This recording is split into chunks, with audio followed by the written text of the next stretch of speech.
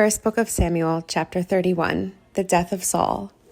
Now the Philistines attacked Israel, and the men of Israel fled before them. Many were slaughtered on the slopes of Mount Gilboa.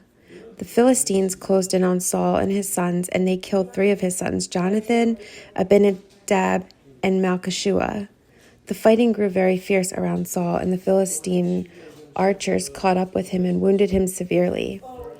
Saul groaned to his armor-bearer, "Take your sword and kill me before these pagan Philistines come to run me through and taunt and torture me." But his armor-bearer was afraid and would not do it. So Saul took his own sword and fell on it. When his armor-bearer realized that Saul was dead, he fell on his own sword and died beside the king. So Saul, his 3 sons, his armor-bearer, and his troops all died together that same day. When the Israelites on the other side of the Jezreel Valley and beyond the Jordan saw that the Israelite army had fled and that Saul and his sons were dead, they abandoned their towns and fled. So the Philistines moved in and occupied their towns. The next day, when the Philistines went out to strip the dead, they found the bodies of Saul and his 3 sons on Mount Gilboa.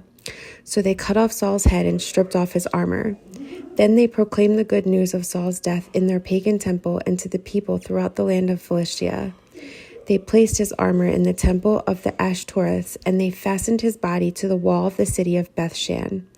But when the people of Jabesh-Gilead heard what the Philistines had done to Saul, all their mighty warriors traveled through the night to Bethshan and took the bodies of Saul and his sons down from the wall.